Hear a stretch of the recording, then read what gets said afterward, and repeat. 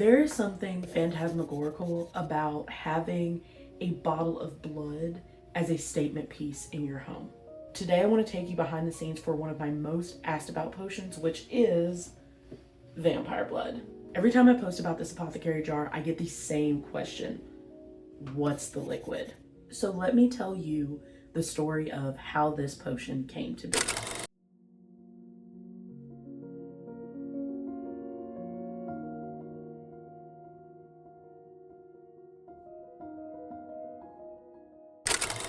I've always been drawn to the more forbidden side of magic. The macabre, the eerie, the old, the strange. If I had to define my vibe, it would be dark cottagecore girly with a large splash of whimsigoth. And when I started making potions, I thought, why just make pretty ones? Instead, why don't we bottle something, I don't know, cursed?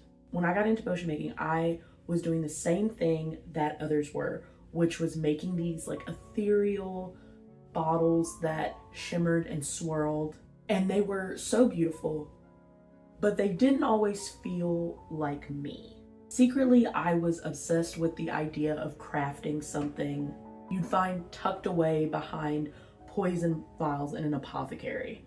Something unsettling, forgotten, and a little sinister. And that's where the idea of the blood potions came from. It started with my apothecary bottle, Blood of My Enemies. A vial of blood from those who have wronged you. Perfect decor. And that was the vibe I was going for. So this Blood of My Enemies vial was kind of the start of me leaning into thicker, gooier, grosser kind of potions. And around the same time, I was planning my Halloween collection. I remember thinking, if I can figure out how to make Blood of My Enemies, I can probably make other weird, creepier things for my Halloween collection. And honestly, I was probably watching Dracula or Interview with the Vampire or something like that. And that is what gave me the idea to take this and turn it into vampire's blood. But the real challenge was finding the right liquid.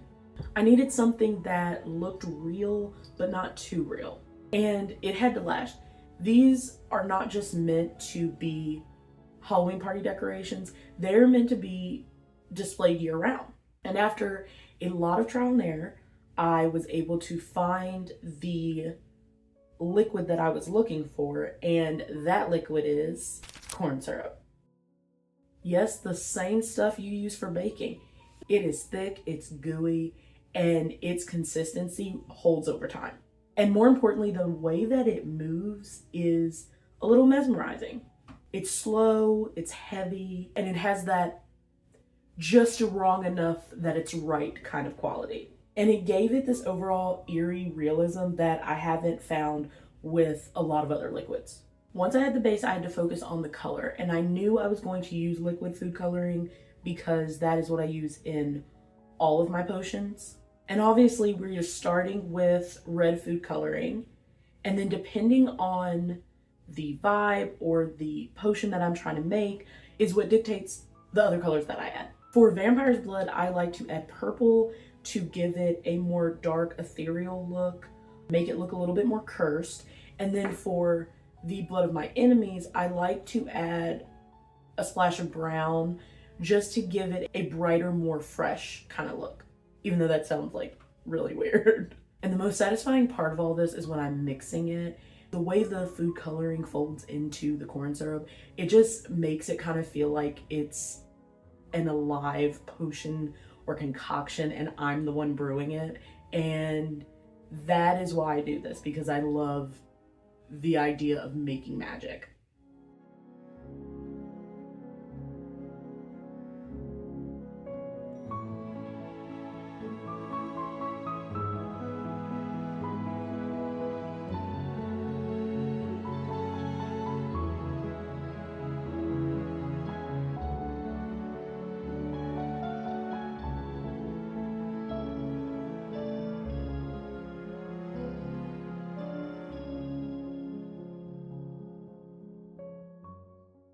Some of my customers will keep these out year round, and some of them will just pull them out for Halloween. Really good places to display them are like bookshelves, living room, bedroom decor, especially if you have more of a gothic decor already. If you're wanting to make these at home, an alternative for corn syrup is actually dish soap. It has that same kind of gooey viscosity, works really well with food coloring. The reason I don't use it is because it moves a little differently in the bottle. It's not as slow moving as the corn syrup is. And also you have to be careful with mixing dish soap, because if you over mix it, it causes a lot of bubbles and can cause a lot of bubbles when you're pouring it. And I want to say a quick disclaimer about this video that even though the things that I use, corn syrup, food coloring, even though they are technically edible, these potions are not. And I also get that question a lot too. And no, you cannot eat them. These are sealed art pieces, beautiful and creepy, but strictly decorative. And it's really interesting that these potions really helped me develop my Halloween collection. Once I made Vampire's Blood and Blood of My Enemies, then I started making other kind of gooey, weird potions. And so now I have snake oil, I have newt, frog slime, and spider eggs. A whole cabinet of gooey curiosities that live in this phantasmagorical world. And honestly, these apothecary jars have done so much better than my color changing potions. And it's why I decided to keep them year round instead of just having them be up for Halloween. And I absolutely love all the pictures that I get in the reviews where I get to see how you've chosen to style and tell a story through my potions. So if you've ever ordered anything from me before, definitely tag me in your displays and let me see how it looks in your magical space. This whole video was inspired by my Substack article where I talk more about how I make my blood potions. So if you're interested in reading that, I will link it below. And if you like this, hit the like button, subscribe, so I can share more potion making secrets and behind the scenes. And let me know in the comment, what is the craziest potion you've ever made, or the craziest ingredient you've ever used in a potion. Thanks for hanging out with me. I'll see you next time, and stay magical.